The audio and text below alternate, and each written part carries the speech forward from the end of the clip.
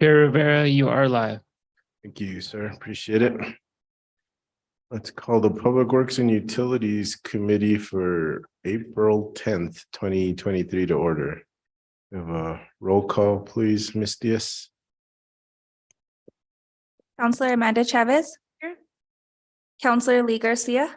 Here. Councilor Michael Garcia. Present. Councilor Carol Romero Worth. Here.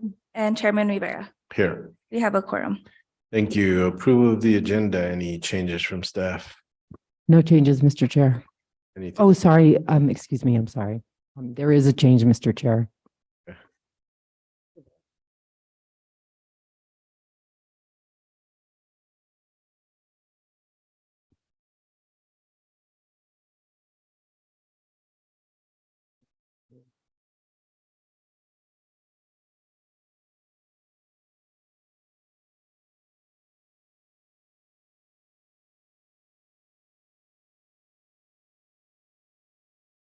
Mr. Chair, item D in the consent agenda should be removed from consideration at this time. D as in David. D as in David.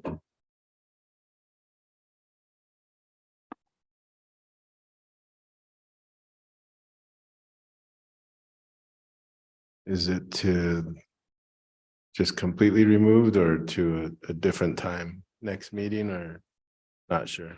It'll probably be ready next meeting, Mr. Chair. Thank you. Anything from the committee? What are the wishes of the committee Move to approve. as amended? To approve as amended. Second. We have a motion for approval with a second. Any further discussion? Seeing none, all those in favor signify by saying aye. Aye. Any opposed? Seeing none, motion carries. Next, approval of the consent agenda. Any changes from staff? Same change for consent agenda, Mr. Chair. Item D is removed and no other changes than that. Okay. Anything from the, Ms. Diaz, did anyone get a hold of you on items to remove? Yes. Councilor Michael Garcia removed items M and N. And Councilor Carol Romero Worth removed item item O. I'm sorry. Oh, Yes. O. okay, M, N, and O. All right. Is there anything else the committee would like to be removed? Okay, what are the wishes of the committee? Move to approve as amended. Second. Motion for approval as amended with a second. Any further discussion? You know, all those in favor signify by saying aye. Aye. Any opposed? Seeing none, motion carries. We're on to presentation informational items. Ms. Diaz, will you read item A into the record? Recognition of park staff for their contributions to the annual city Easter egg hunt. This is with Christine Bustos Mihalcik. Director Mihalcik, welcome. I will say this is like so fun walking from this way and not being here, but Chair Rivera, we did just want to recognize, and unfortunately due to the schedule of the parks employees, we're going to present them to Melissa McDonald and then she'll distribute them to staff. But I did just want to present some Muchísimas Gracias awards from the city of Santa Fe and Mayor Weber. This is specific to the Easter egg hunt. We actually had several members from the parks team that came out to MRC, which is not an area that they normally cover, to help assist in the cleanup of the MRC parks to get them ready for the Easter egg hunt. And it was wonderful. They came on Friday and they showed up Saturday morning before the event and just helped drag fields, get rid of last minute tumbleweeds. And really, this is, you know, as there may be 50,000 eggs in our office and our staff laying them down, but really without park staff on a lot of these events and making sure that our parks are presentable, our locations are presentable. We really just can't do it without other departments from the city. And I wanted to make sure that while we appreciate the recognition for wonderful events, they absolutely are team efforts. And so if I could, Melissa, do you want to you guys want to come up, and I'll just note, thank you. You are one of the behind the scenes members that keep our whole operation running, and we could not do it without you. We value your dedication, passion, positive energy, and genuine care that you show to the Parks Division, and more importantly, to your community. Thank you again for your efforts to make our 2023 Easter egg event at the MRC Field such a success. So yes, and I don't know if you can read through maybe any hugs. Thank you so much. Yes, yeah. And this is Skylar Nielsen, our operations manager, who will also distribute these to our great employees. Thank you. So we have myself, Scott Overly, Skylar Nielsen, Enrico Rios, Stephen Apodaca, James Montoya, a new employee who was very impressed with our team. It was his first time kind of helping out, enjoyed it a lot. Derek Payne, Juan Bustamante, Javier Gallegos, Derek Payne, and Eloy Lovato. Thank you so much. Ms. Mihalcik, and I want to commend you on how you bring so many people together for these events and getting people to work extra time, work overtime, do whatever they need to make sure that these events are successful. I was unfortunately on the soccer field at the Downs when the event was going on, but people were coming from the event to their kids' soccer games, and everyone was really happy about the whole event. So appreciate you and your team, and I know there's a lot more probably people that helped and did everything, and you probably get some recognition, but probably not as much as you should. So wanted to say thank you. Well, thank you, Chair Rivera, and it is true. It is such a team effort, and I just want to make sure that our city staff also knows how much we value them coming to these events and what a huge impact it makes on our community. It really, I love the Easter egg hunt, but the Touch the Truck, Big Truck event also is just so symbolic of the work the city does and how vast it is, from transit trucks to snow plows to fire trucks to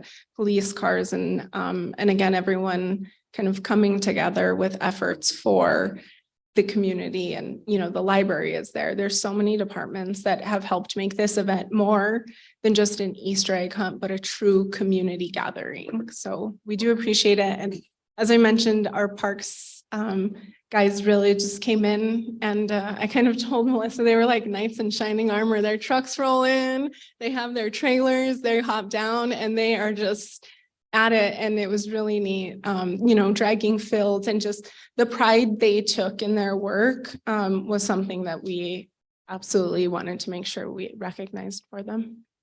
Awesome. And I heard the Big Truck event may be getting bigger. I understand there were people volunteering to go out there and show off their vehicles, which is great as well. Yes, I think now that staff has really started to see what a community event it is, and just how much our youth, our kids just love the Touch the Big Truck event. And so we have had more departments, more staff. The transit truck was a new addition this year, or the transit bus, excuse me, was a new addition to the Touch the Big Truck event this year. And it was just so neat to see families and kids kind of getting on the bus, walking through it and exiting.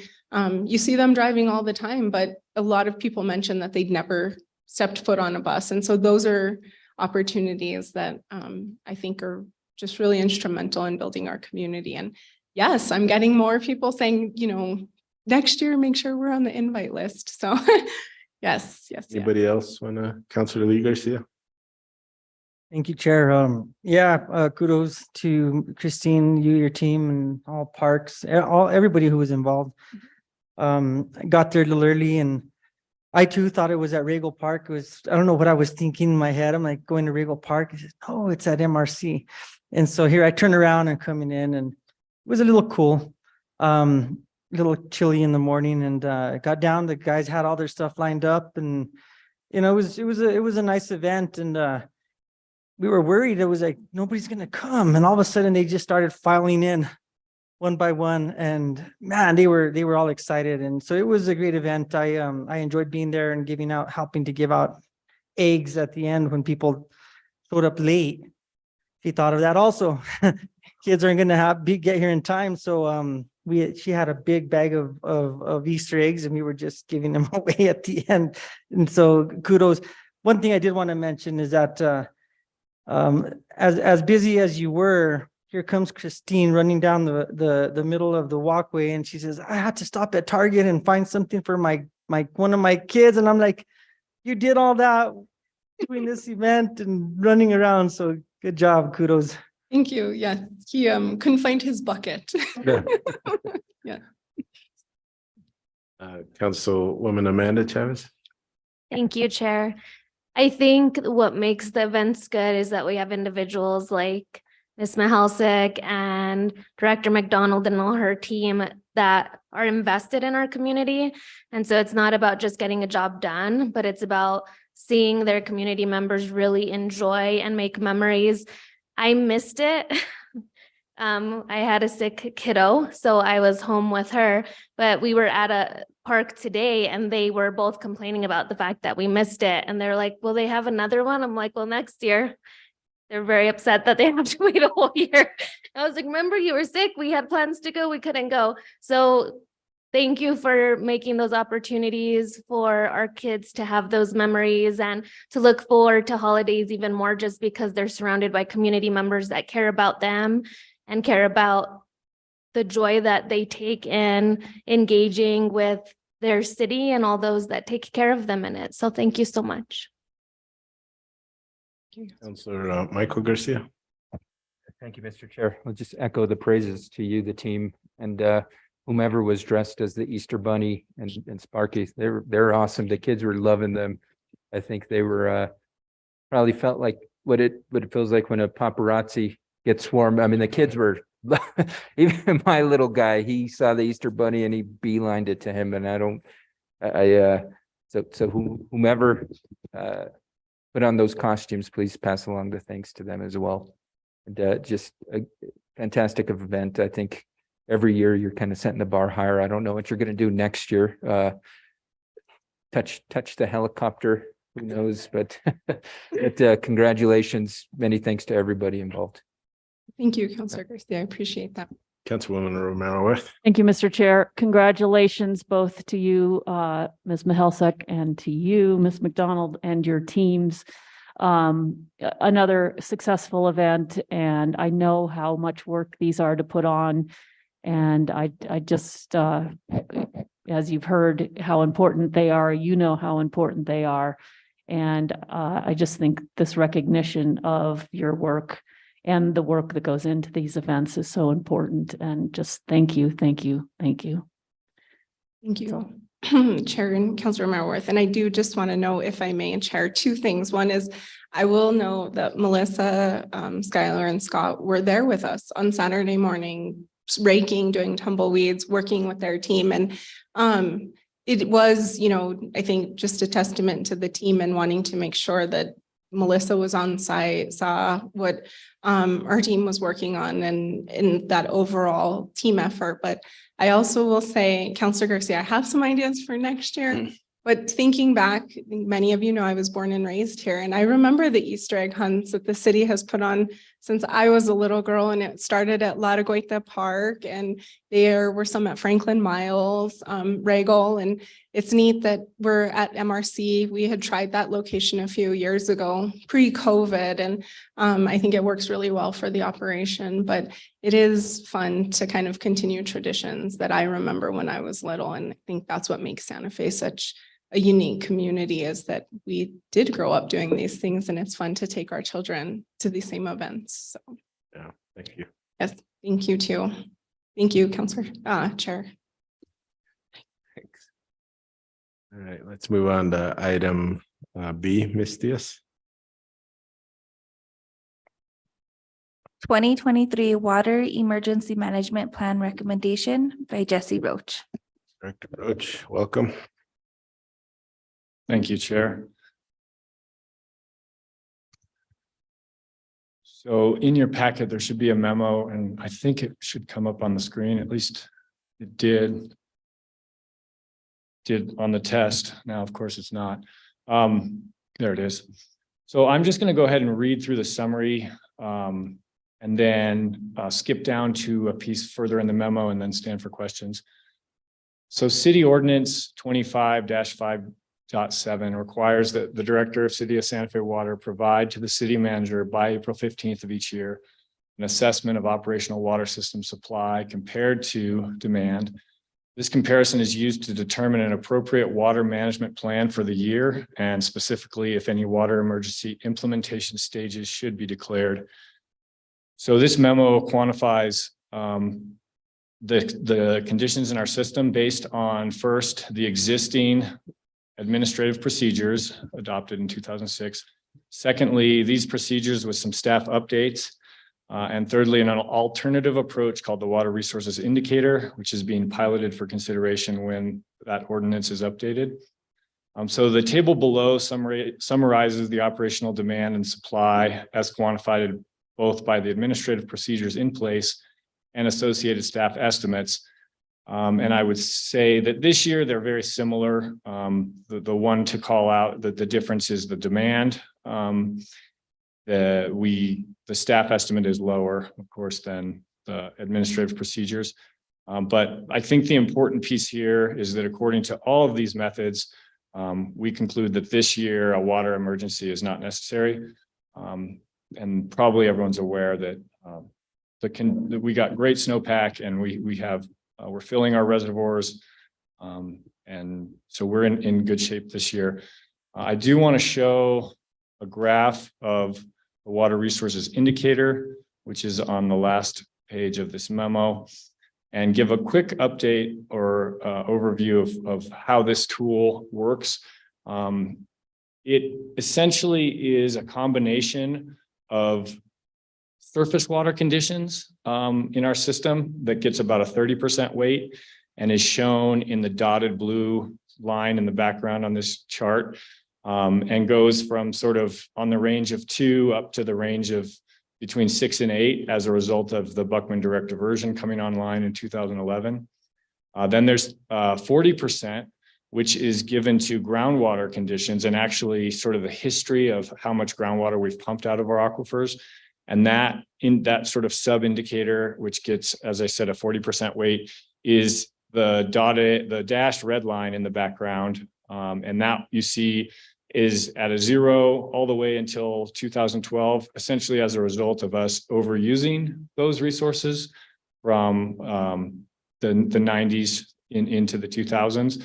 And then you see it recover all the way up to 8 or even approaching 9 now as we've rested the well fields. So it's an attempt to be a quantitative indication, sort of scaled from 0 to 10, where 0 is we're in an emergency, and 10 being we're in great shape. So you see both from a surface water and a groundwater perspective that over the last 20 to 25 years, we've really improved conditions. And then the final indicator is shown in sort of the dashed green line in the background. And that's essentially a regional drought, indication of local drought, the county level drought.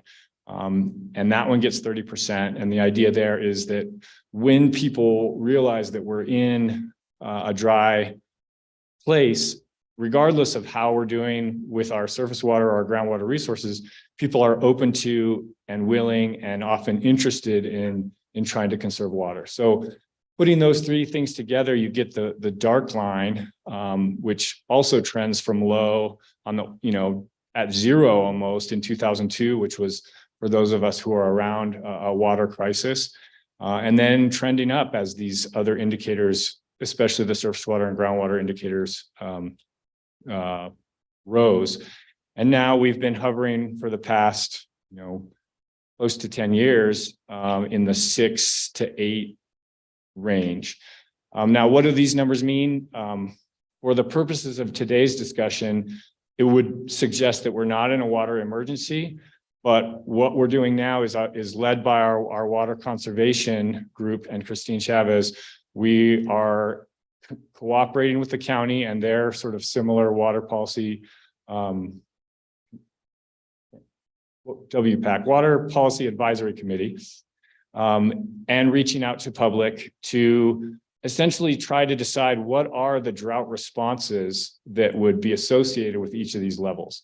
And so one of the other pieces of code that's a little bit outdated is that when we do go into a water emergency, there's certain things that we're supposed to do. And so all those things we want to update together. And the proposal is to use this tool as the guide for the policy responses that would occur each year in association with our water resources picture.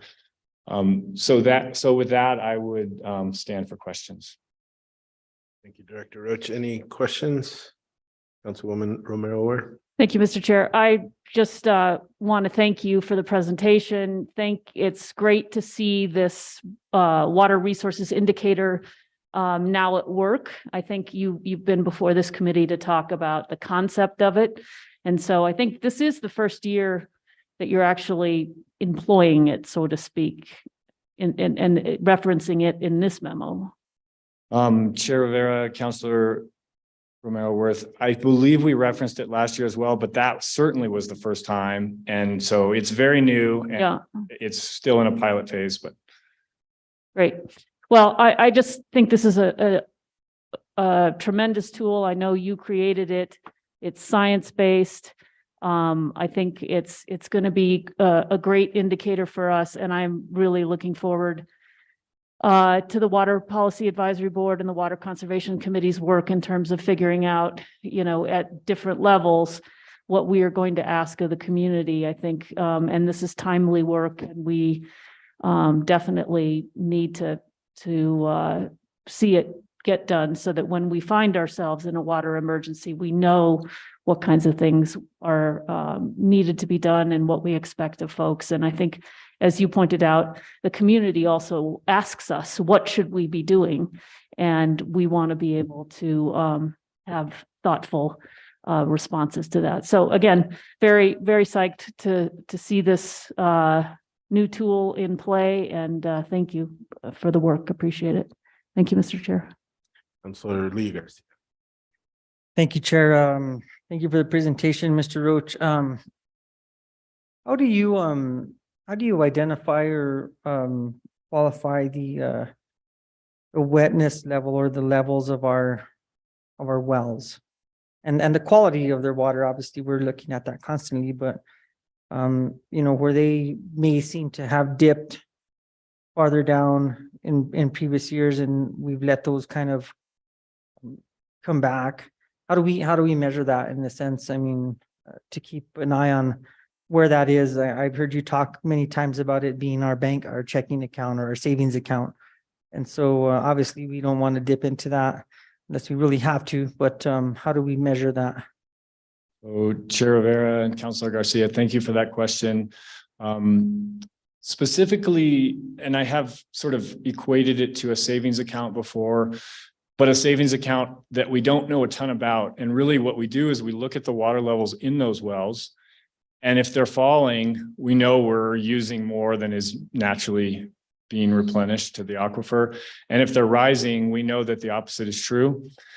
And so the way that we then tried to incorporate that idea into this indicator is from those observations, as well as from groundwater flow models that we've developed in conjunction with consultants. We have an idea of what we think the sustainable yield of each well field would be. And so we look at, in this case, in the indicator, we look over the past number of years at what we have pumped out of the well field compared to what we think is that sustainable amount. And so we're essentially in this indicator looking at our past use of the well fields to see if our our savings account is indeed in a good place.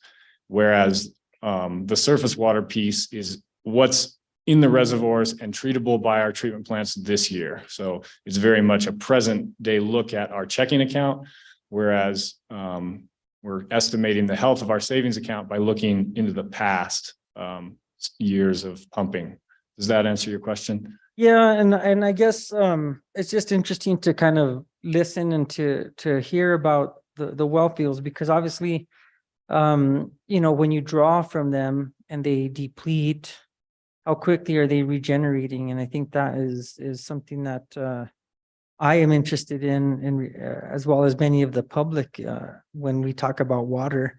And especially, hearing all the talk about drought, and we're building, and, when we see the city growing and we see additional people moving in, additional housing and things of that nature, just additional businesses,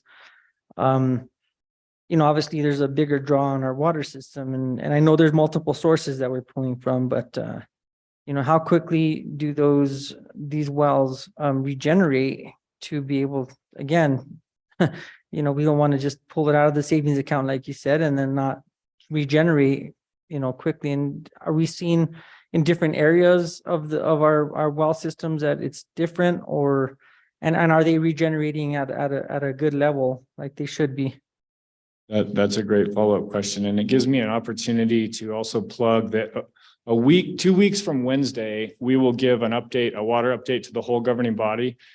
And within that update, and I don't have the numbers memorized right now, but we have seen over the last, let's say 10 to 15 years since the Buckman Direct Diversion came online, we've seen significant recovery in water levels at both the city well field and the Buckman well field. And it's been more significant in the Buckman well field for reasons that are related to what the characteristics of that aquifer. But, I want to say on the order of, if you look at pre-development levels in those, so what were the water levels in those aquifers before the wells were drilled, to the low point in those aquifers, which was, in the early 2000s as a result of overuse, to now, we have recovered the majority of the overuse in the Buckman well field, and more than half, I would say, in the city well field as well. But I will have specific numbers to point to in that update. Thank you. And I may have a few questions offline, nothing pertaining to this, but maybe I'll give you a call and chat about some of that. Thank you, Mr. Chair. No further questions. And please do, we're always open and looking forward to the opportunity to provide information. Director Roach, I noticed the Santa Fe River has been flowing for the last, I don't know, at least a week, I think. How long do we plan that's going to continue? That's a very timely question. And I would say our consultants updated a model that we use that takes, there's 2 SNOTEL pillows, they're called, in the watershed at different elevations that actually weigh the snow above them. And so that's a direct estimate at that location of how much water there is in the watershed. And then we use some remote sense tools to integrate those points across the entire watershed. And then from that volume, we look at historical years to see how much of that we think will actually end up at the gauge. And so we have updated that model as of last week, and I just got it today and started playing with it. But in the next couple of days, we will have an updated projection. And so the current operations are based on the projections that we had from last week and trying to stay a little bit ahead of the possible snow melt. And so that's kind of the status. It's active. We're actively looking at the best available science and adjusting our projections to ideally just fill the reservoirs, but not spill them. Yeah. That leads to my next question. Are reservoirs in a position to really handle the amount of runoff we're expecting? Chair Rivera, that's a great question. And although we have done a lot of work looking at the conditions of our spillways, we are comfortable that they are in a position to handle this runoff. With I would say the caveat being, we do not want Nichols Reservoir to spill for a prolonged period of time, more than 4 weeks, let's say. And so that information is part of the decision-making process that we're going through now as we project out and look at how much we need to either use or release in order to avoid that situation. I don't know. I think you probably were part of this at one point or another, but in years where we had significant amounts of water and we were planning on releases into the Santa Fe River, we had the fishing derby. And I don't know if anyone's put any thought into that. I don't know if people are still around that used to do that and participate in that, but is that something we're considering? Very yes. And to channel Christine Mihalsik, I remember the fishing derby from when I was a kid. And so we certainly hope that in a year like this, it's something that we can support. Does Director Dupuy know how to do some small river fishing?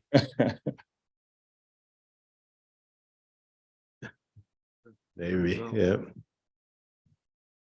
Yeah, that may be all things to consider, even if we would be in a place to get the trout to put into it, so.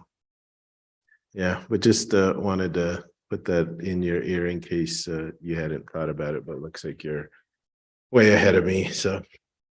Thank you. Any other questions? All right, thank you, Director Roach.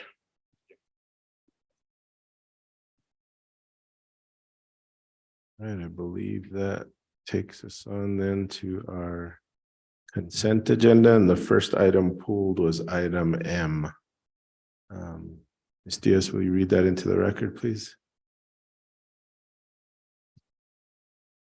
Request for approval of lease agreement between the City of Santa Fe and the Santa Fe Police Department for use of 2.00 acres of land at the Santa Fe Regional Airport for a firearms training facility. And this is pulled by Councilor Michael Garcia. Councilor Michael Garcia. Thank you, Mr. Chair. Thank you, Mr. Lees, for being here. Two simple questions for you. One, the dates as advertised in the memo don't necessarily reflect the dates, I think, on the agenda. So which dates are we going to be working off of? Chair Rivera, Councilor Garcia, it's obviously on tonight and it will also be on this Wednesday for the governing body for discussion and final approval. Okay. Is there a reason why it's, given this is a contract, it's not going to Finance Committee and it's also scheduled for the Airport Advisory Board?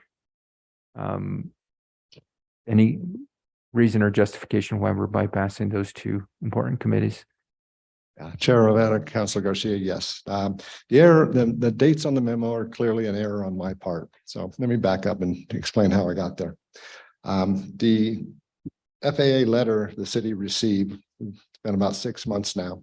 We've been meeting weekly with the mayor, legal, airports, finance, and other city staff, working on all the elements here. My scope is right now relatively narrow to put 3 leases in place, 2 for police and 1 for wastewater. And then later I'll probably assist with some of the amendments for signature. We've been meeting weekly, and last week it was made clear that we need to, because it's been 6 months, we need to show the FAA the progress we are making. And so it was clear on the meeting last week that the goal was to get it on this meeting and for Wednesday's governing body. Last week, by the time we got the packet together, it was clear to me that we missed the deadlines for this meeting and the Wednesday governing body meeting. And so the error on my part was not picking up the phone and having a conversation with the city manager and discussing the dates. If I would have done that, I would have clearly seen that the city manager's office, had made arrangements to make this happen on these dates. So that's my apologies for that. Chairman, if I could add to that. So just the bigger picture perspective here is these facilities have been operating on airport land for some time. And it is a requirement, an FAA regulation requirement, that anybody that's utilizing airport land is paying the airport for the use of that land. And so as Mr. Lee said, the city received a notification from FAA that these were violations of the regulations. They put our standing as a commercial airport at risk. They also put our standing to receive federal funding at risk, and that it was really important that we respond to this. So the sort of low-hanging fruit one seems to be the PD. As you can imagine, the wastewater treatment plant takes up a whole lot more space, and there's some real money involved there. So this is a part of the process that the whole team, city team, is going through to get the airport fully in compliance with FAA regulations. And that's why it's in a hurry. Okay. Thank you, Director Wheeler. Thank you for the clarification, Mr. Lisi. I really appreciate that. And that kind of got to my second question of the safety issue, and given Director Wheeler's clarification that this is in particular, this location with the firearms and location has been in operation. It's nothing new. Because I think the immediate question that pops up is safety, right? Having a firing range close to an airport, how safe is that? Have we investigated that, et cetera? And I'm assuming that because this has been in operations historically, we've conducted such assessments. Would you mind, I'm sorry, would you mind restating? Chairman, I can take that question. Yes, in fact, Counselor Garcia, yes, it is sufficiently safe. It's behind a berm. It's actually low down. There's quite some contour out there because you get down to the sort of I don't know if is it the ditch that goes to La Cienega right by the bottom of the airport. So there is a lot of contour. This is in a lower space. That is not to say that there wouldn't be some consideration in the future of a relocation if that was, but right now we don't have time to get it off the property. The thing to do is to lease it properly. And then if we want to go through a longer term planning process to determine, is there another location, but it is safe and acceptable to the FAA use of that property. Okay. And is this the only firearms training or facility that the PD uses? Because you had mentioned that we need to act quickly to allow them to continue. And my question to that as well, is there a proper mechanism where it can go through the appropriate process and they have the other options to continue practice? I'm not aware, Chairman and Councillor Garcia, that there is an alternative that they could get off the site immediately. I'm not aware of that. In fact, we looked at this almost a year ago and decided we would really need to lease it and then consider moving it. And given we've got the chairs of the Airport Advisory Committee and Finance, I'll defer to them if they want it to go to their committees. So with that, thank you for the clarification, Mr. Lees.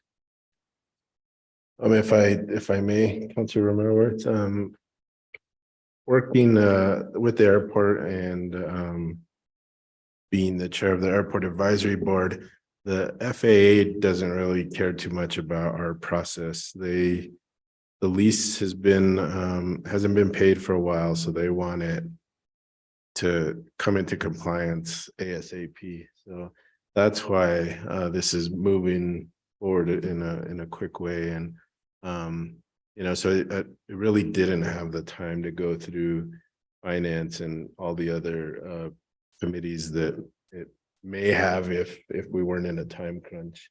So that's really the reason that we're moving forward so quick. Yeah, Mr. Chair, I would just say that when these things happen, more often than not, I am notified that they are happening and the reasoning behind it. And because of the urgency of getting this approved, it was fine with me. Thank you, Councilwoman Romero.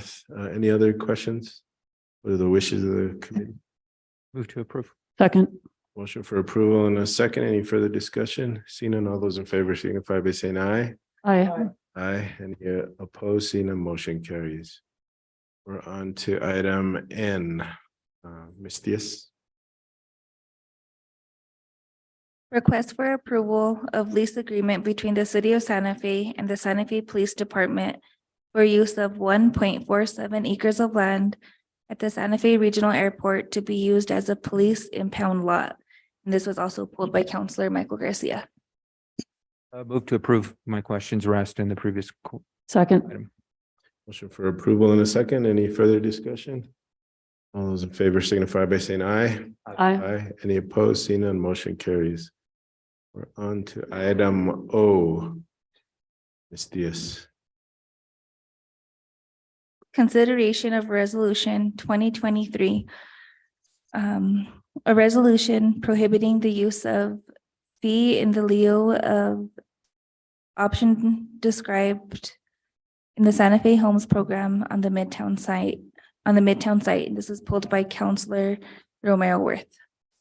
you. We have Director Brandt and Ladd here, as well as others. So I think Councilwoman Romero Worth. Thank you, Mr. Chair. The two of you, nobody on Zoom? Madam Chair, Council Rivera and Mr. Chair, Daniel Hernandez is on the Zoom. Oh, yeah, he's just there. And I'm asking the staff, Mr. Hernandez and Director Ladd to answer any questions on behalf of this resolution. So she's here. She's not doing a little bit. You're better. Okay, good. Okay. Thank you. Thank you, Director Ladd, for being here. Thank you, Daniel Hernandez, for being here. I really appreciate it. I think I want to give a plug for a series that's coming in the next 6 months, kicking off May 15th, called the Livability Series. It's a housing conversation that Councilor Cassett and I have been working to get off the ground. And it turns out HomeWise has picked up the ball and will do a 6-month, 6 different speakers presentations and conversations to, I think, really lay some foundation and help us all understand some of the housing conversations that we need to have in the community outside of a particular land use hearing. And so I want to give a plug for that series. The first speaker on May 15th has sold out in 2 days. He's the author of a book called Evicted. But I encourage everybody to look for the other speakers who will be coming and look for those opportunities to join in the conversation, because I think it's really important. And tonight we have in front of us a resolution, which I think also offers us an opportunity to better understand one piece of the housing conversation centered around the Santa Fe Homes Program ordinance, and something we created in 2016 called Fee in Lieu of. And I think this presents us with an opportunity to understand what those policies were designed to do, what they were trying to achieve, what was their purpose for being created. And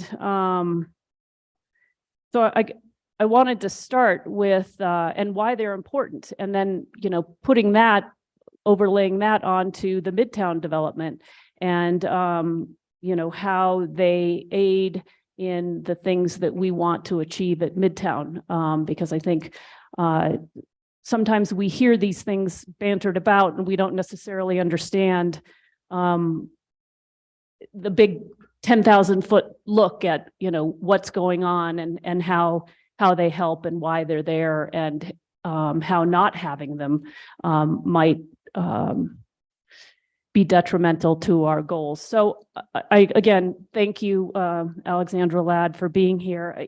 And I know you went through this a little bit at Quality of Life. I did watch that hearing. I'm going to cover some of the same ground, because I think just the more opportunities we have to talk about these things, the better. It does take, kind of repetition sometimes. And I know every time I hear a presentation, I hear a little bit different. I deepen my understanding. And so please forgive me as we walk through this a little bit, because I know it's ground you've covered in another council committee already. I wanted, we should, I think, start with the Santa Fe Homes Program. And I want to commend you on this memo, and I'm going to kind of walk through it and pull it out, because I think it is thoughtful. It helps, kind of give us a progression of what's happening and what the argument is and what the tools are that are in front of us. But I think there's some places maybe that, sometimes when you write a piece and you're trying to keep it to a certain number of words, you can have a moment to expound on them and give us a little deeper look. And so I want to do that. But so the first thing is the Santa Fe Homes Program ordinance. Can you talk a little bit about what that is, and why we have it? What were we trying to do with that ordinance? Why do we have that policy, and what is that policy? Chair Romero Worth, the Santa Fe Homes program is a form of inclusionary housing, also called inclusionary zoning. And the focus of the program is to require that new development set aside a percentage of affordably priced homes for income eligible renters and buyers. The idea is that in high demand markets, so this wouldn't be happening somewhere where there's not development, but in a high demand market, the workforce are the first folks to get priced out, yet the new development inspires a lot of economic activity, which requires a workforce. So the idea is that it's almost like an impact fee that a developer would pay to improve an intersection because their project's going to create more traffic in that intersection. The idea is that it's offsetting the impact from their development. One thing to be very clear about is that it is not the solution for every affordable housing issue or problem. It's meant to be one tool, and it puts a lot of burden on the private development community, which is why it's important to offset the requirement with various flexibilities and incentives and make sure that developers feel like they can still make their numbers work with their business model and comply with the regulation. Sorry. So if we didn't have this and we just allowed the market rate developers to develop and we didn't set aside any of these affordable rate homes, what would be the effect? Well, Madam Chair, when we look at our numbers, we know that quite literally thousands of Santa Feans have been housed because of inclusionary zoning. In addition, they might have also gotten a subsidy from one of our nonprofits. They may be living in a project that was funded with developer revenues or fee in lieu of. So it's, it is very effective, but it's also has to be strategic. And in 2016, we did something kind of important. Can you talk about what that is and why we thought that was necessary? Yes, in 2016, Madam Chair, we amended the ordinance to allow rental developers only, because on the homeownership side, it's a lot easier to make the numbers work in our market. And so we, as a result, hadn't had new market rate rental development in the Santa Fe market for almost 10 years. So I did a ton of research. I looked at IZ programs all over the country, and almost all of them recommended some kind of flexibility when it came to compliance, whether it was the in lieu fee, allowing a developer to provide units off-site, donating land to a nonprofit to build 100% affordable. So we've done all of those as well. But we realized that we really needed to sort of get development going again. And so the fee in lieu of was put in place in 2016, and it did exactly that. And so what is the fee in lieu of? So instead of building these below market rate houses for rental,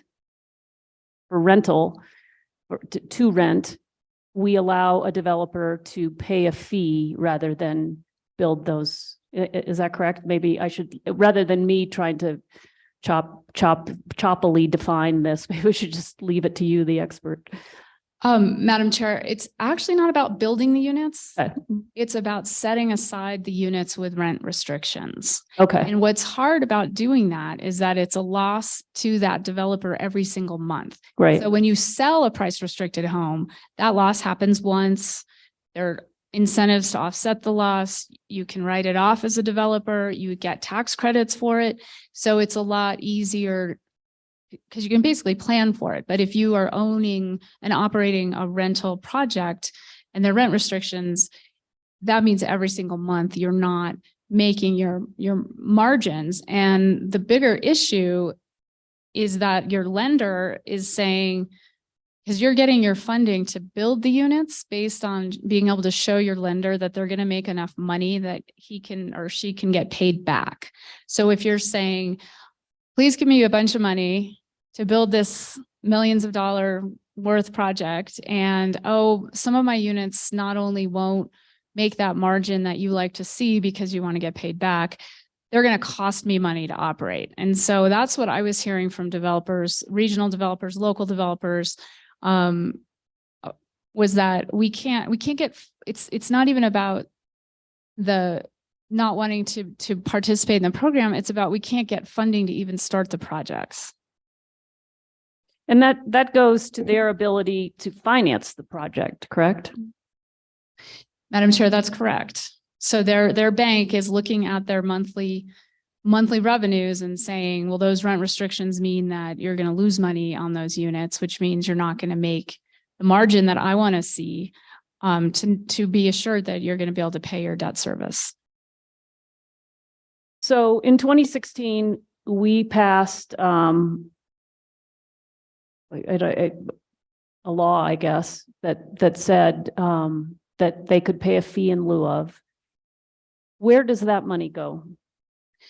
Madam Chair, we amended the ordinance that we already had in place, and the revenues generated through the in lieu fee option are deposited into the Affordable Housing Trust Fund. Okay, and that trust fund is really important. We, in the last 4 years, I believe in the last 3 years maybe, have fully funded that trust fund at the $3 million level through our budget process. And I believe it's in the budget this year to fund for a 4th year at the 3 million. And that number has been suggested as kind of the floor for what that trust fund should hold in order to meet some of our other objectives in building a healthy housing market. Can you talk a little bit about what we use the Affordable Housing Trust Fund money to do and why it's important? Madam Chair, over the last 3 years, I just put these numbers together for the budget. About 35% of our trust fund was used for down payment assistance. So to help mostly first-time home buyers afford a home by lowering the amount of the mortgage that they have to borrow in order to afford that home. And so what's really great about mortgage assistance too is that it's a subsidy that happens every month, right? Like that person was able to borrow a smaller loan because these loans that we fund through the trust fund are, they're called soft seconds. So there's no payment, no interest due. So that's been the 35% of the use. 25% of the use has been for rental assistance, including emergency hotel stays for folks. And then we have spent about now the math is totally leaving my head, but the other uses have been home repair for very low income homeowners. Usually it's a roof or some kind of emergency, and usually they're single elderly old ladies.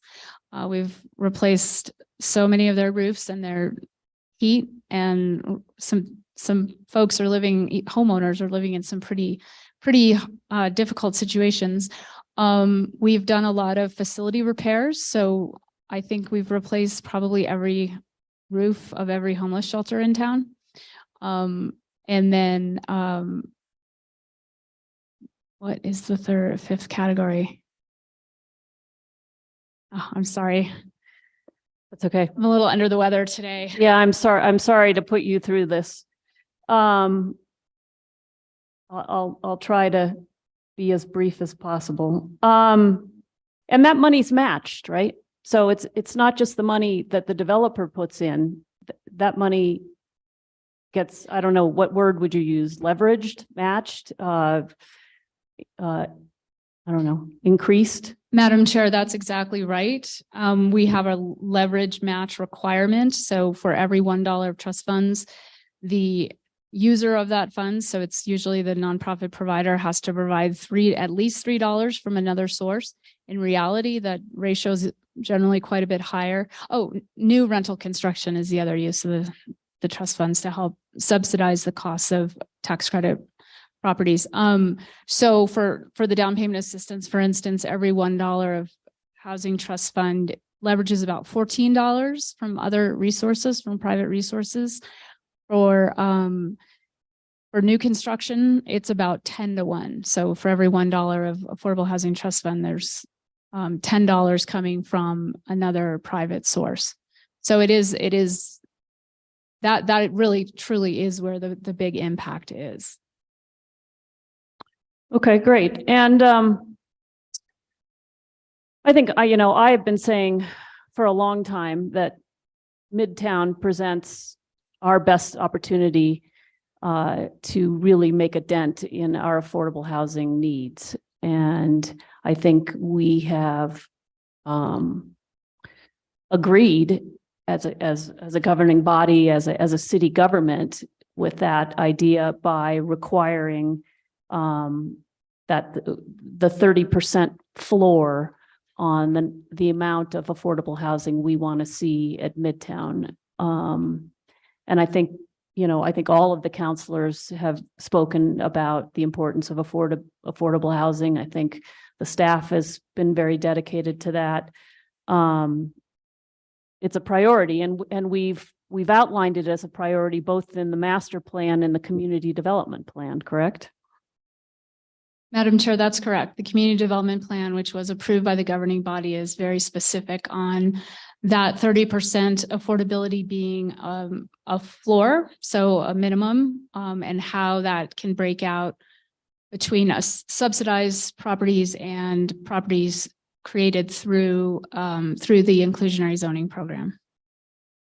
Right. So can you talk a little bit about the importance of having the fee in lieu of at Midtown? What does it do for us? Madam Chair, I believe that and just really quick, I'm not the chair here. I don't want to. Oh, I'm sorry. It's Mr. Chair. Like, what committee is this? You're a chair of something. No, This is not the committee I'm a chair of. And I kept meaning to slide that in there. So anyway, sorry, I digress. Councilor Rivera, I'm very sorry. I'm sorry, can you repeat the question? Well, what's the benefit? What does the fee in lieu of do for us at Midtown? Why would we want it to be there? Councilor Romero Worth, we will very likely want to use it very strategically. So we know we will have certain dispositions where we say no fee in lieu of, because we want that particular parcel to be either 100% affordable or have deeper affordability. But the fee in lieu of gives us a little bit of leverage. It gives us a little bit of flexibility. It allows us to also take the temperature of the market. We don't know.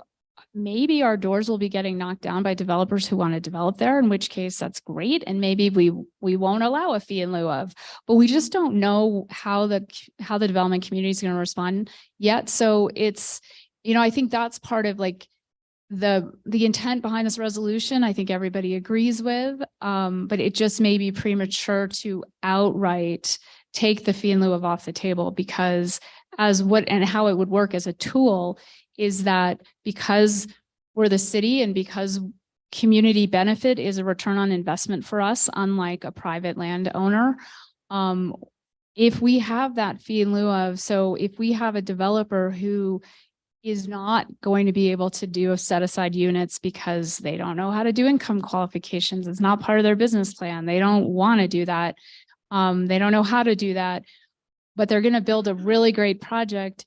If we allow them to pay the fee in lieu of, that also means we can leverage another community benefit. So we may say, okay, we'll let you pay the fee in lieu of, and we're going to use all of the funds that you pay us for the project next door to fully subsidize it, for instance. But you're also going to set aside some commercial space on the ground floor for a low cost nonprofit user, maybe a childcare center or a Vital Spaces art, center. Like it gives us a way to kind of make the community benefit piece have value. Yeah, and I guess I want to probe that a little bit more because you did talk about this at the quality of life meeting about leveraging and about community benefits. And I'm not sure, you have a lot of experience in this, so you know what you mean. And I don't know that the layperson necessarily knows, somebody who might not have as much experience in this area. So when you talk about leveraging, what do you mean by leveraging? How would you use the fee in lieu of to leverage? And then maybe outline some more community benefits that we're seeking that might not be, that we won't get unless we ask for them because they're not, they're not part of the market piece of developing whatever the developer's interested in, right? So I guess in my mind, I think about open space, or I think you mentioned a theater, or I don't know, maybe elaborate on both those concepts. Councilor Romero Worth, I think the first thing I would say is to look at the community development plan. And if Daniel Hernandez has anything to add, he should definitely jump in because that's what's really exciting about Midtown. It's not the actual number of affordable homes because that's going to be nice, but it's not going to solve our affordable housing crisis. But it's really looking at how do we redevelop this property where a really nice bike path is just as important as a really nice building, which is just as important as the community being able to go there and access services, which is just as important as, so that's kind of what I mean by the community benefit. When we did through all the public engagement, what we heard from people was, we want to feel welcome there. We want to go there and we want to feel like we belong, and we want to be able to ride our bikes and walk our dogs and take our kids. We want to be able to go take a class. We want to be able to go get a nice cup of coffee. We want to be able to go listen to music. We want to be able to have a space where we can gather for a picnic and a birthday party. And so all of those things cost money. And that's kind of the leverage piece. So when you are working with a private developer who's good at building buildings, but they might not know what a powwow grounds needs to look like, right? But this is a way that we can say, we're gonna make it a little bit easier on your business model by not requiring the set aside, but you're gonna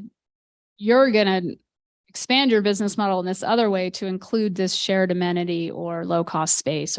And I'm just throwing these examples out, like these, as we get into it, things may change and they may evolve, and we may have emerging needs that we're not even thinking about right now. So I don't want anyone to get like really stuck on, there's supposed to be low cost childcare space. I hope so, but we're still a little bit of ways from really knowing exactly what's going to end up at Midtown. Daniel, did you have anything else to add to that?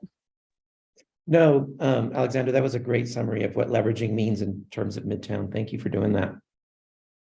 And the fee in lieu of at Midtown, any fee in lieu of that would be paid at Midtown will be used at Midtown, correct? Councilor Romero Worth, that is correct. So, and you touched on this a little bit about how, I think we have goals for Midtown, lots of goals for Midtown. One of them being that there be this maximum of 1,100 residential units planned for the site. A minimum of 30% will be price restricted and reserved for income qualified renters and home buyers. And if we have this tool available to us, if we don't take it off the table, if we have it available to us, we can decide when and where to employ it and to get different things that we may be seeking from this property, from the range of uses we want to see. Correct? Councilor Romero Worth, that's correct.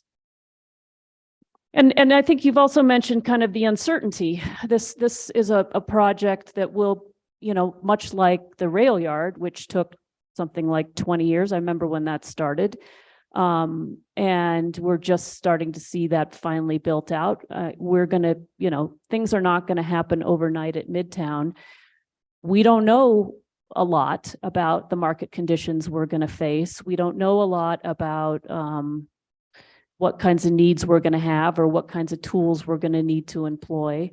And so this fee in lieu of could be very important to us under different conditions and to meet different objectives based on, again, what our market partners come forward with. But we, because we own the land, have a lot of control in how we utilize this tool. Am I understanding that correctly? Counselor Romero Worth, you are understanding that. All right. And would you add anything to that? Well, I think,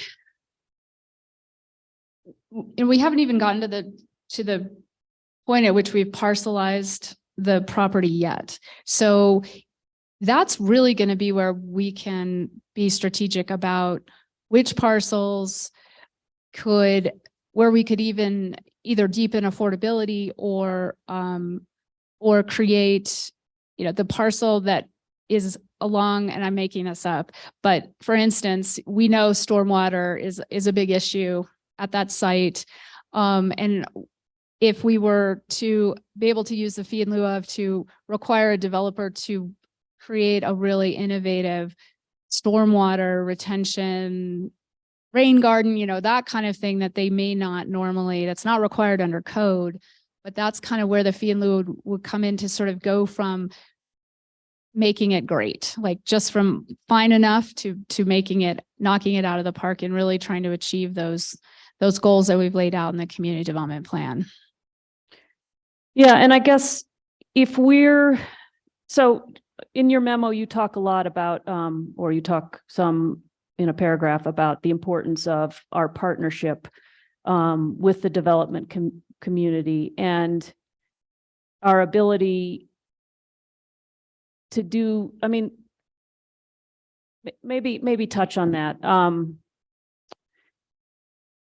You say here on, I don't know what page this is towards the end, private sector investment is key to developing Midtown, but that community benefits will also need to be subsidized, whether it's supporting greater affordability or expanded nonprofit uses. The city will need funding streams to ensure that Midtown develops as envisioned by the Midtown plans, and collecting fee in lieu of is one source of revenue to ensure that community goals are met in strategic and effective ways. And I guess the premise of this paragraph was that disallowing the fee in lieu of restricts the revenue that otherwise would be invested elsewhere on the Midtown campus. And so I think that's kind of what we've been talking about, right? Is that with that fee in lieu of, I don't know, maybe you can elaborate on that. Councilor Romero Worth, that's exactly right. I think the far greater concern is that developers, they have to take a lot of risk just to get a project in front of a bank to get financing for it. And so they tend to be pretty cautious. And so I think without the fee in lieu of, or I should say, taking it off the table at this stage, we could potentially scare off development partners who would be great for Midtown.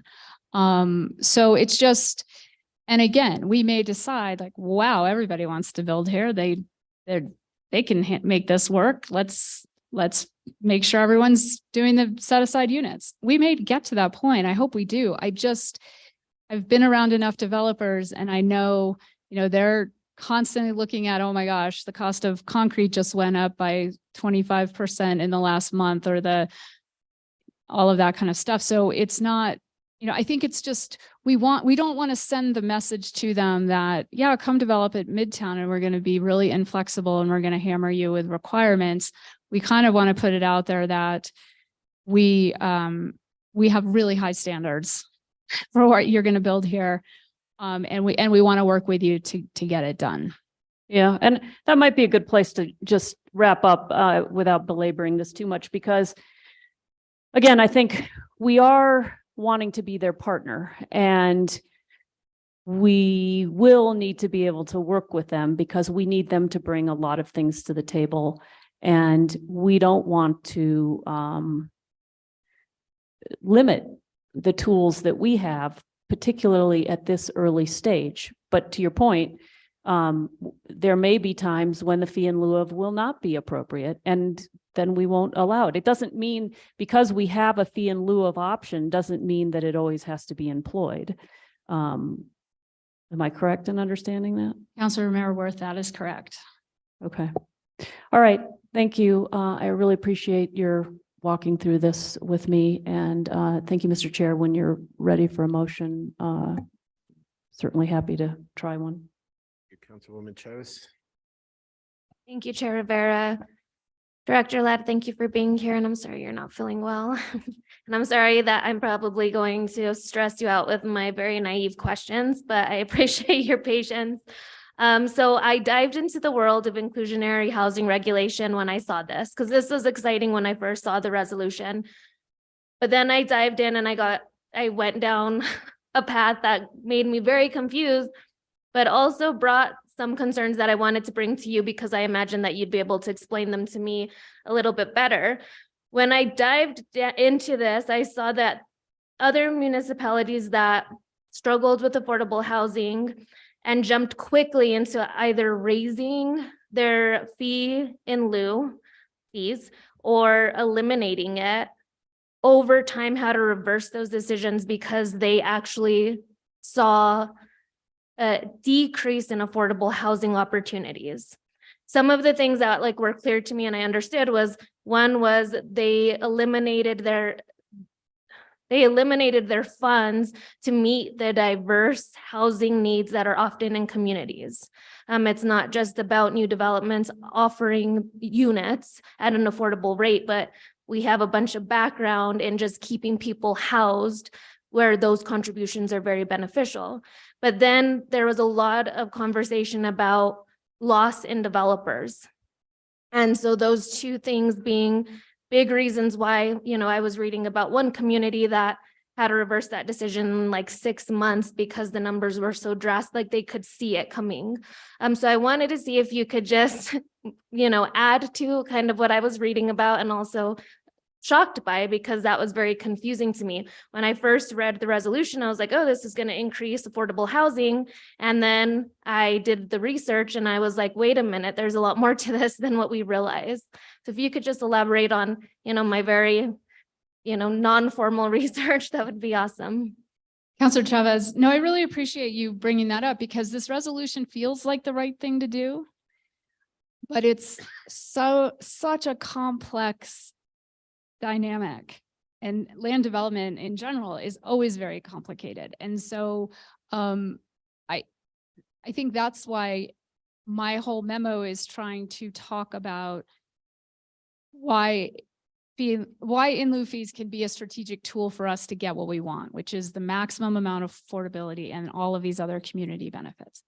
But you're right, just your initial research is absolutely right. And when you look at the really technical, academic papers about inclusionary zoning, and I'll definitely defer to Daniel because he's worked all over the country with different inclusionary programs, but it will say the conclusion is that the requirement doesn't increase the cost of market rate housing, because that was the other concern, right? If you're requiring this great subsidy of a huge price restriction on one home, then you're just going to jack up the price on the other home. And what the research says is that doesn't happen unless the requirement isn't flexible enough and doesn't provide alternate ways of compliance. And so looking at some of the really high demand, very high priced markets, and we're high priced, but in terms of sheer volume, we're not Chicago or New York or San Francisco, where so those are kind of the markets that have also been studied, which because the dynamics play out so much quicker. And I also think, thank you for that. It was very interesting. It was scary diving in because I was getting myself very confused. I'm like, I need to get out of this. But one of the things that I think was reassuring to me was the 30% floor for affordable housing in this development specifically. Midtown's really important to me because I have 2 kids. And so I want my kids to experience Midtown as we've envisioned it to be. And I feel like the foundation of Midtown is like, it started with community collaboration. And now, yes, we're bringing in these private entities, developers, but I want to continue that collaboration to make Midtown what it needs to be. And I heard you talk about that. And that was really, that's something that scared me when I read that, how it discourages developers to work with municipalities was very concerning to me, because that's the opposite of what we've decided we wanted Midtown to be. We want developers to jump at the Midtown opportunity and be as excited as we are about it. To see that there's a community and a government entity, our city, very invested in making this community live by their word in the work that they did with their community. And I think you're right. I think now that I know more, that this resolution is early. And if we can offer more affordable housing units, I think that would be amazing and that would be great. But I also think that the other very important portion of Midtown is that it's community serving, and it's more than affordable housing. So, with that, I will say I'm not in support of the resolution now that I know more about it.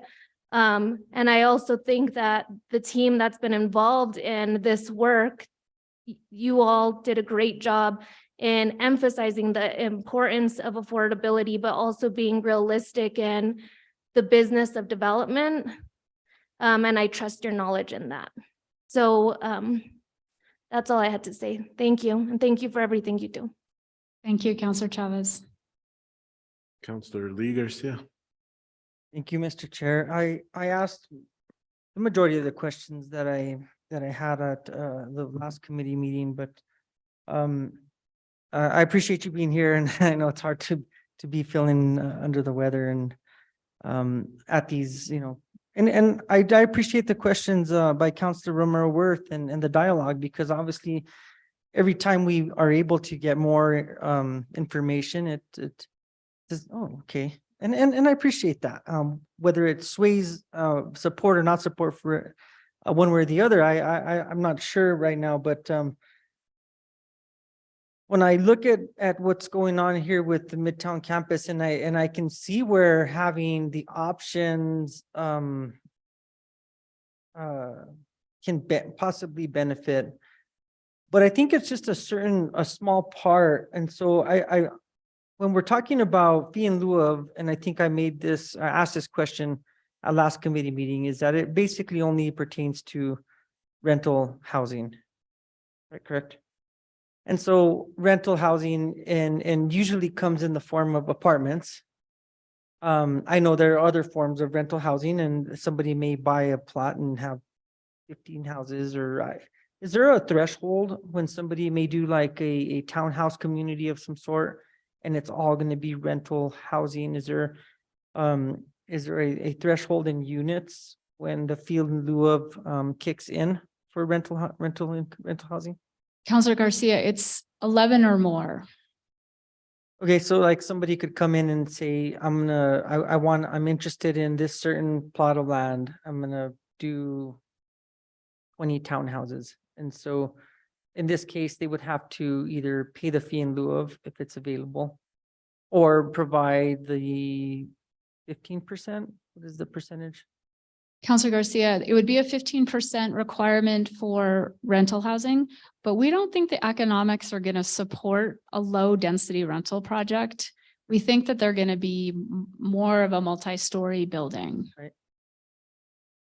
Thank you for that clarification. And I think looking at the site plan and how, 64 acres, 65 acres, something, it seems like a lot of acreage, but once you start trying to put in 1,100 units and then put in what the community has foreseen as far as auditoriums or community gathering spaces, little markets here and there, you start cramming in a lot of space and utilizing it all pretty quickly.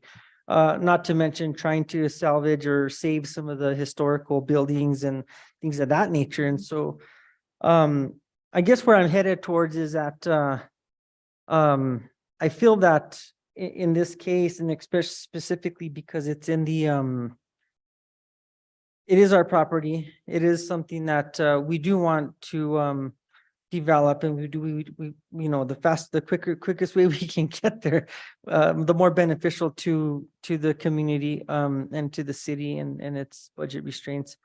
And so you know, I think it's a small amount to try and achieve, especially within the rental housing. I think I made this statement before, and you know, in my district, there is a project that is providing the affordable units. And I wonder why they chose to do that instead of paying the fee in lieu of. So there are developers out there that will do this. And you know, when there are people that are looking for, not everybody wants to own a house. There are a lot of people who do want to rent, and the rent is very high for apartment complexes, apartment buildings and spaces. And, you know, we hear one bedroom going for $1,200, $1,400, $1,500. We hear 2 and 3 bedrooms at the $2,000 ranges. And it's just astronomical, especially for the people who live in, and we talked about the workers of our city, the people who contribute to the hospitality industry, the people who work in essential services, you know, I think some of those can really be set aside. I'm in support of this resolution for those reasons, you know, I feel that that's also from my perspective the correct vote on this. But what I do, I was gonna backtrack just for a second and saying that, you know, if we can spread out, I think, and I believe that if we don't offer affordable units from all perspectives, then what happens is we end up putting all the 30% lower income in a certain corner. And I don't personally like that. I think it needs to be spread out throughout this property. And so that's why I'm in support of this. So thank you for being here, and I appreciate the information that was brought forth. And Councilor Garcia, if I could just quickly clarify, the project that's in your neighborhood that's doing the set aside units, I wanted to Councilor Chavez's point in 2019, we said, okay, well, how do we get developers to do the set aside units? You know, they're all saying, yes, I'll pay that fee because I couldn't make it work before. And so we simplified it. It used to be that if they were doing set aside units, it was like 3 different income tiers, and some pretty low income renters were included, and very low income renters come with a lot of other social services needs, and a market owner is not, you know, that's not what they do. That's not part of their business model. So we worked really hard in 2019 to create a set of options, a menu of options for developers that directly to Councilor Chavez's point, like there are lots of different ways to get here. We'll work with you. We'll make this flexible. We'll give you an incentive to do that. And so that is a direct result of us amending the ordinance in 2019.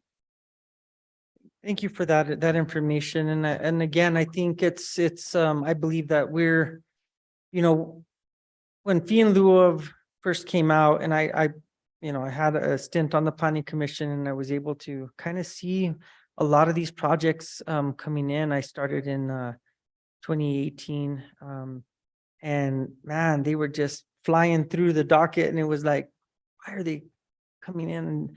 And it did its purpose. It served its purpose, and I see that. And then now we have so many that are either built, being built, or approved to be built.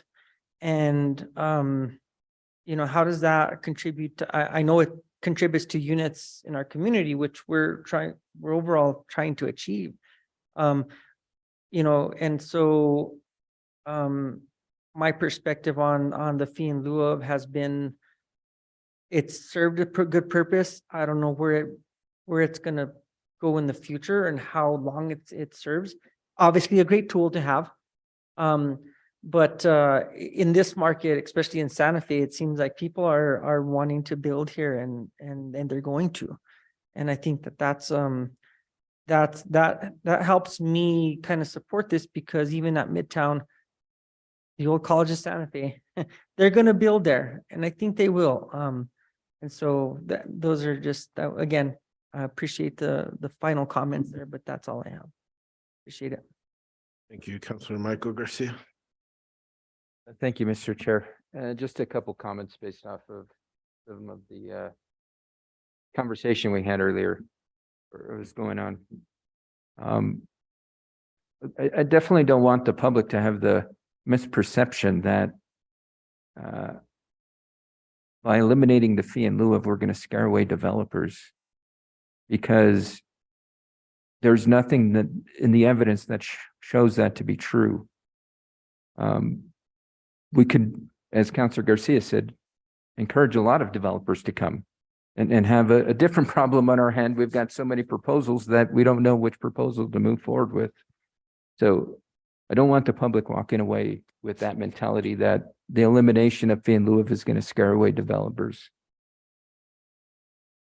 I also don't want the public to walk away with the perception that eliminating the fee in lieu of will impact the different uses of the property.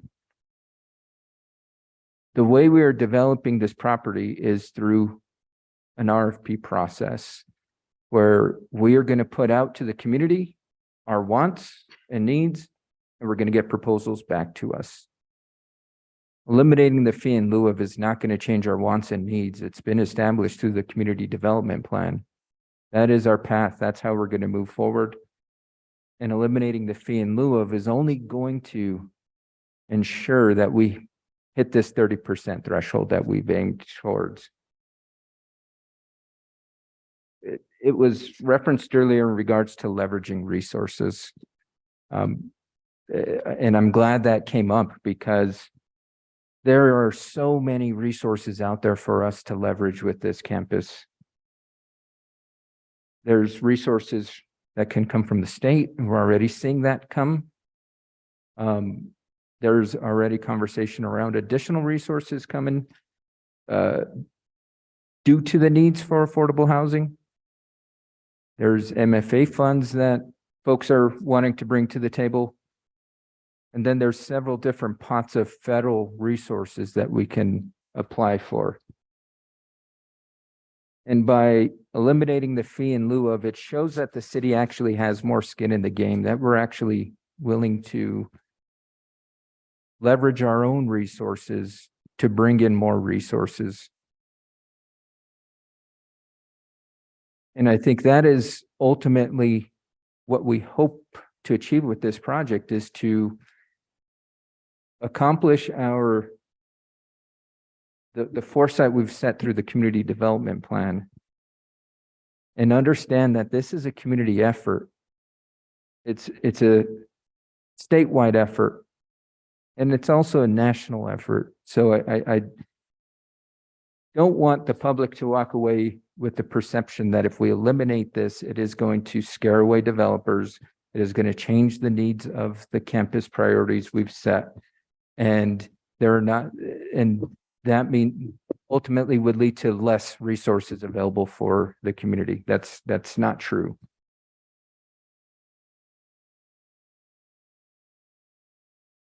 What the overall intention around this resolution is based off the facts and data that shows that fee in lieu of actually hasn't encouraged affordable housing development over the past 7 years. It definitely has spurred market rate development, and we need that, absolutely. Nobody's arguing against that. But what has not happened is the development of affordable housing in our community. And it was referenced earlier regarding the Affordable Housing Trust Fund and how some of those resources are used to support the needs of affordable housing in our community. And the unfortunate thing is, because we have now have much more demand in regards to affordable housing needs. And the inventory is surely not meeting up with demand. A lot of these resources can't go out the door. So it's great that we're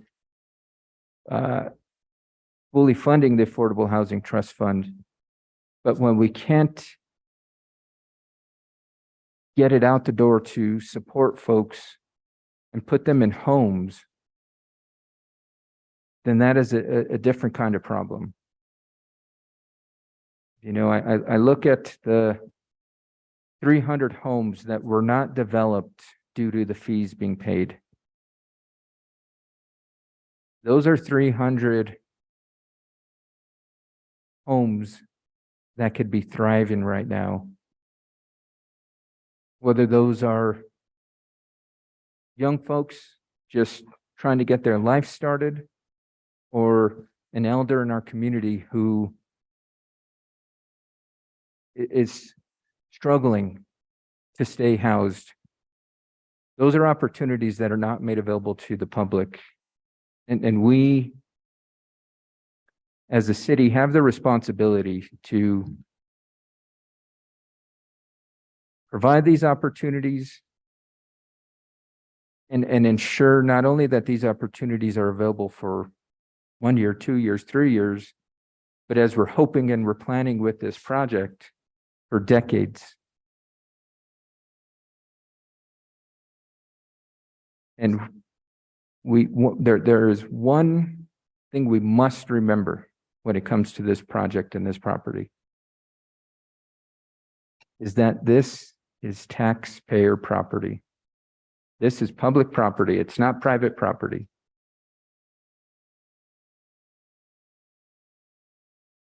And we owe it to the public to provide as much community benefit as possible. And because it's public property, we have so many more tools than if it was a private property. So with that, Mr. Chair, I just wish we could rally around trying to put folks in homes, ensure that we're doing it for the long term, and ultimately figuring out how we can leverage each other's resources to get this done. Because from the folks I've talked to who are additional housing experts, this can be done. And I think that's the unfortunate thing, is the perspective of yes, we can has not been taken in for this proposal. It's no, we can't. And I think this is a situation where yes, we can get this done. Thank you, Mr. Chair. Thank you, Councilor Garcia. Director Ladd, you talked about some cities that had tried doing away with the fee in lieu of before. And what were some of the results of that? One city? I thought Alex did. I thought Director Ladd did as well. Mr. Chair, I did a lot of research when we first looked at the in lieu fee, because I wanted to make sure that it was something that made sense for our community and that it would have results and that it wouldn't hinder our efforts to provide affordable housing. So I looked at cities all over the place, and really Councilor Chavez summed up the research really well, which is that the research is that the inclusionary zoning, in order to be successful, relies on having options for compliance and flexibility built into how developers can shape a project so that they can comply with the requirements. And in some communities, you know, it can change site by site. You might be able to build really affordably on one site, but another site needs a bunch of site prep or has a arroyo through it or requires some kind of remediation. So by being flexible, you're accommodating some of those issues in the community. I think it's, you know, I just think that we're so early in the process, we just don't know what what Midtown is going to yield in terms of interest from the development community. And because it will be very expensive to develop there because of all of the infrastructure needs and stormwater issues, and the fact that when you build at higher densities, you really want to make sure that your urban design standards are super high, which is all spelled out in the community development plan.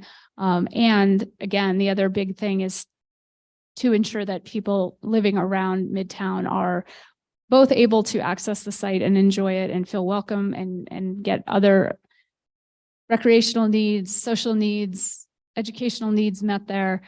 But also we want to put funds into the surrounding neighborhoods to make sure that we can offset any impacts that may cause people to get displaced because of that economic activity. So it's way more than just the site itself. So you personally haven't heard of any communities or done any research or read anything on communities that have done away with the fee in lieu of and suffered negatively from it?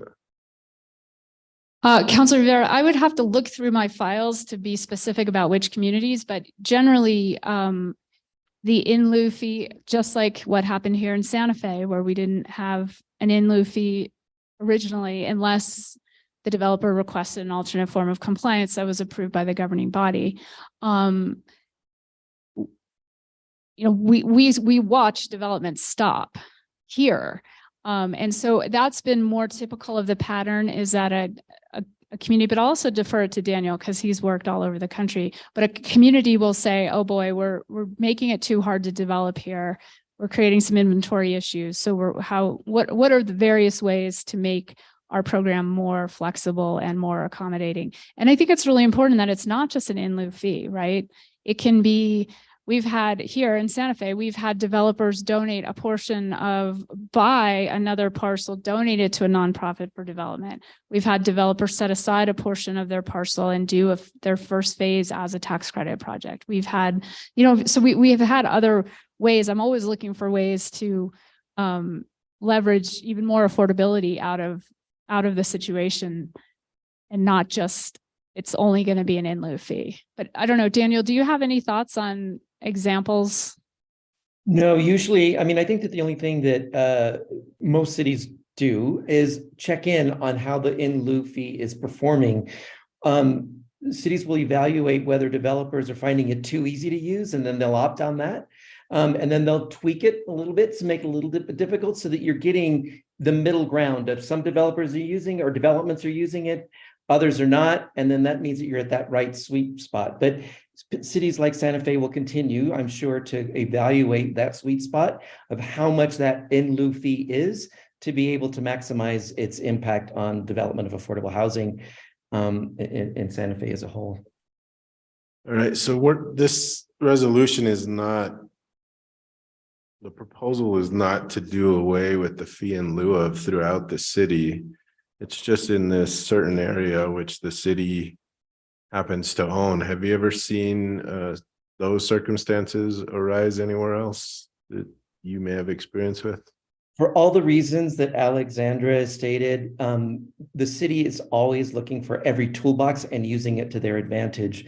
So what I have seen is that cities will say, all right, pay the in lieu fee, and they ask for something else in return that's on the books of things that they want to see happen at that redevelopment site. So again, we did what most cities do, is we established a threshold. So this resolution doesn't change the percentage of units that will be affordable at Midtown. That is done. What we could do is increase it. And the only way that we can increase it is possibly saying, look, we have some in lieu fees paid from other projects. We want more affordable units in this project. So we have an opportunity. That's the entrepreneurial spirit that the community development plan and the master plan have, that we want to see implemented. By hindering that ability for us to be entrepreneurial and negotiate good deals that achieve the community development plan seems so risky at this point in the redevelopment process. I imagine most of the places you've been to, the fee in lieu of is primarily hits private property. Is that correct? Versus that's correct. Yes. So we're in a little bit of a unique situation here, I guess. Trying to figure this one out. All right, I think that's all the questions I had. Councilwoman Romero Worth. Thank you, Mr. Chair. I just wanted a couple clarifying points. Director Ladd, there was a mention about high rents. And I noticed two things in reading your memo and preparing for this. If we don't have rental housing, if our inventory is low, what happens to rent? Councilor Romero Worth, it's supply and demand. So rents reset to the highest capacity to pay. So before we had the new development, we had a lot of old apartment complexes charging top rents because they could.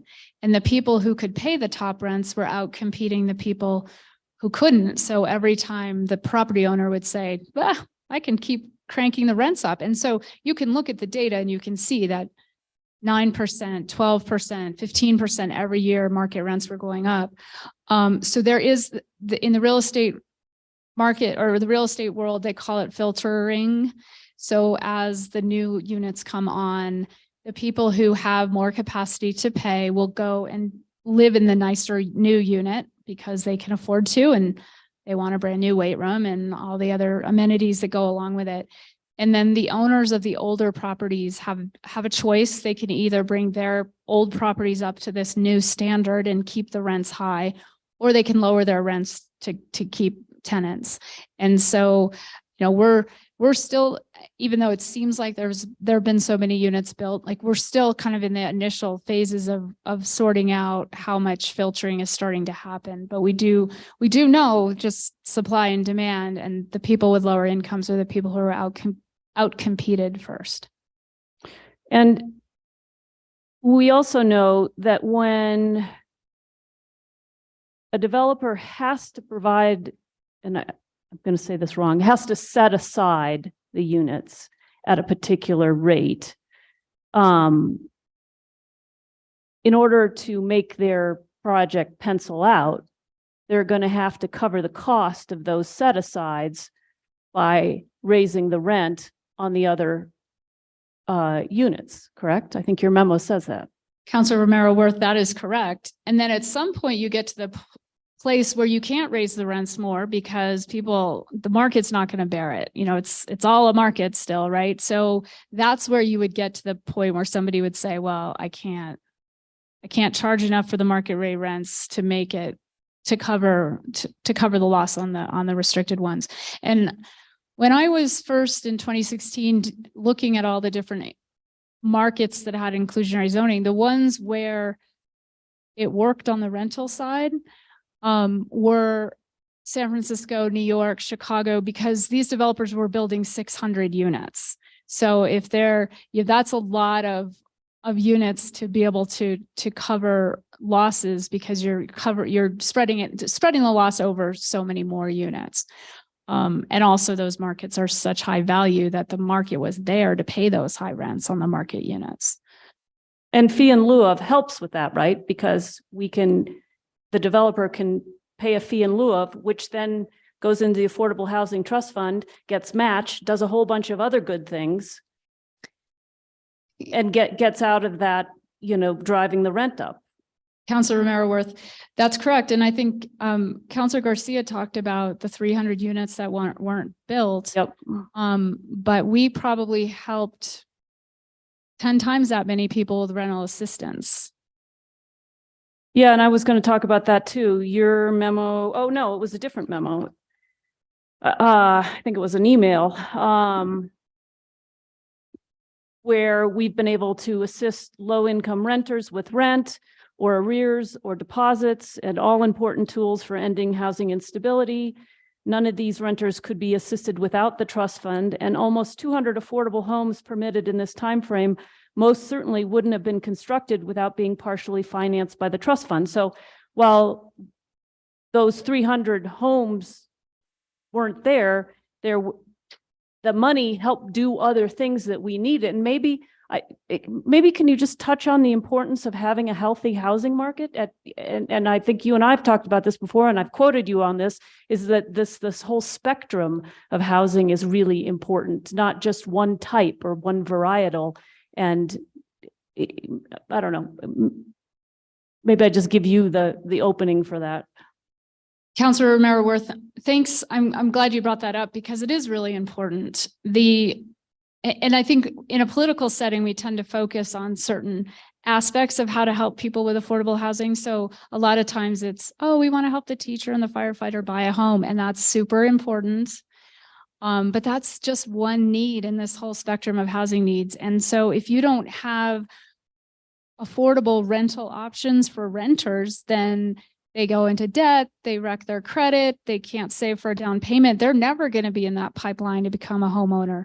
And likewise, if you get somebody off the street, but you don't have a very supported rental unit for them to live in, you know, they're not going to be able to maintain their housing without all of that support. So we really have to look at every intervention has to have a pathway to the next solution. And being able to take that big picture view and look at Midtown also, I mean, because it is our land, we do have the opportunity. We don't have to just go for kind of the low hanging fruit, the first time home buyer stuff, and maybe the workforce renter. We can do some deeply, deeply affordable supported homes there. We can do a land trust there. We can do a lot of things that get to a much deeper level of affordability. Yeah, and I think that's part of the thing that makes this very exciting. I just want to read a part of your memo. It's under summary and analysis.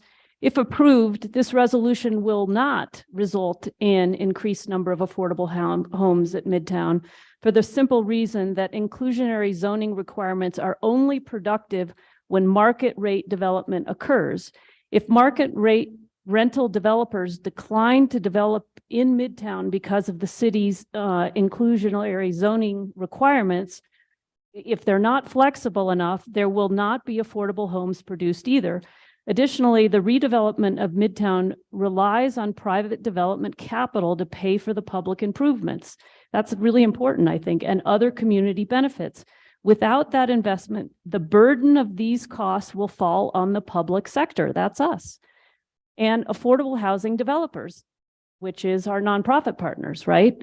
And we have a threshold at which, you know, we can only do so much. So we have got to have those private developers.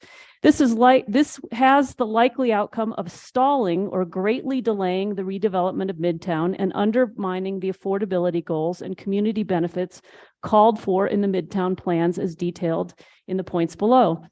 I mean, I just think this is really important. We do own this property. It is public property. We can do things because of its public stature and nature. We have, to Michael Garcia's point, we do have tools that we can utilize because it's public property. I do think there's funding that we can tap into, and we're going to need all of that because of the huge infrastructure needs, because there's a certain capacity that we have even as the owners. But it's really going to take all of this coming together in healthy ways to achieve the goals that we have. And so, again, I think taking this one tool off the table at this point and not having the flexibility about whether we use it and when to use it is not in our best interest. And so I just wanted to think those were the things I just wanted to touch on as we've been talking tonight. So again, thank you. I really appreciate you being here, especially when you're not feeling well. Thank you, Mr. Chair. Councilor Michael Garcia. Thank you, Mr. Chair. And I just want to reflect on some of the conversation we've had tonight. The overall intention of this resolution, and I think this is a misperception that continuously is being put out there. So let's hopefully we can squash this with my clarification, because it's been claimed that an effect of this resolution will be to increase costs on housing because it won't pencil out for developers. And I think that I have to say that is absolutely not true because we do have the additional superpower because it is our property. We can work with developers to lower cost on the price of the property to make it pencil out.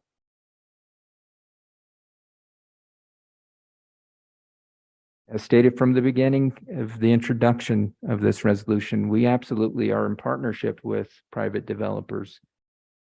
So that is where we will make sure that it pencils out. Because not only would they be developing critical and needed affordable housing units, but they're going to be developing critical and needed additional housing units. We are in a housing crisis right now.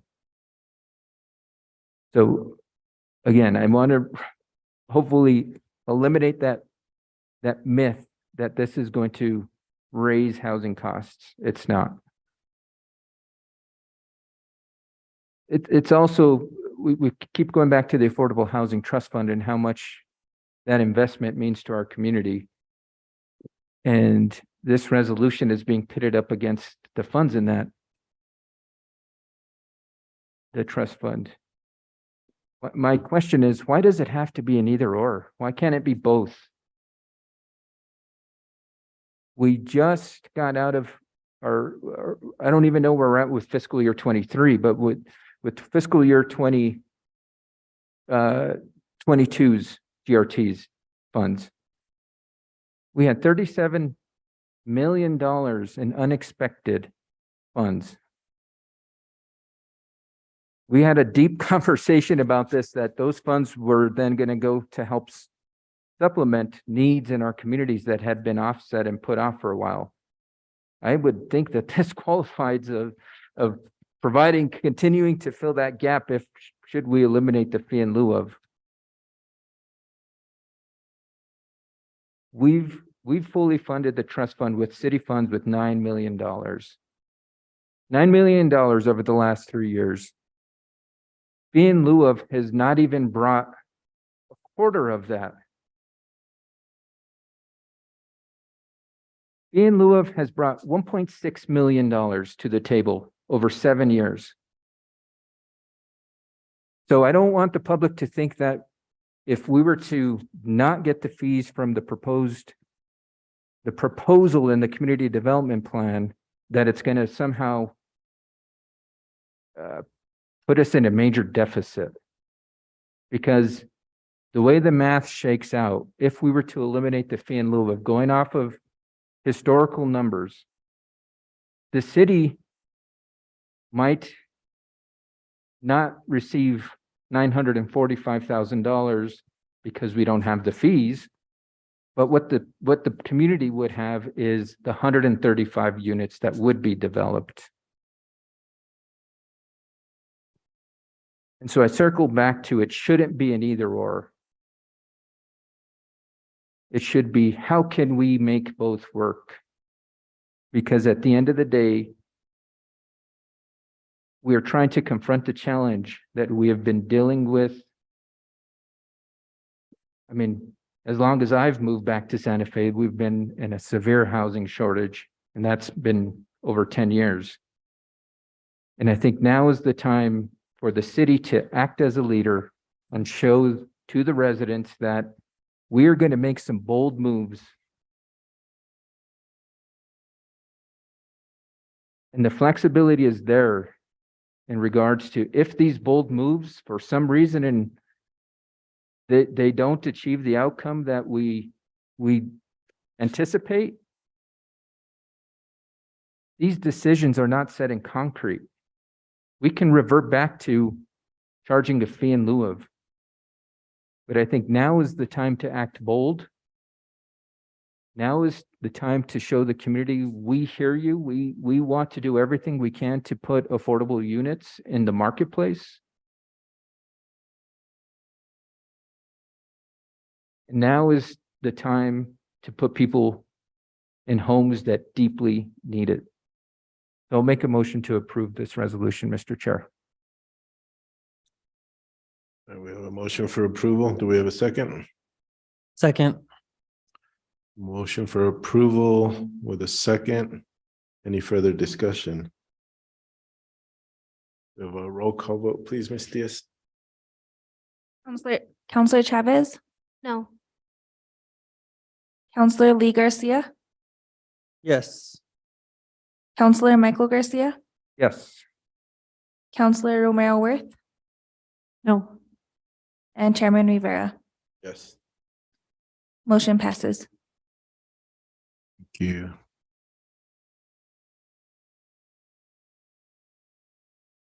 We have nothing under item number 7.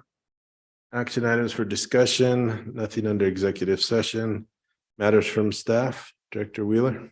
No matters from Public Works, Mr. Chair. Thank you. Mr. Dupuy. No matters from Public Utilities. It's pretty cool to say your name, by the way. I just thought I'd say that. Matters from the committee. Anyone have anything? All right, nothing matters from the chair. I don't have anything either. Our next meeting is Monday, April 24th. With that, we are adjourned. Thank you all.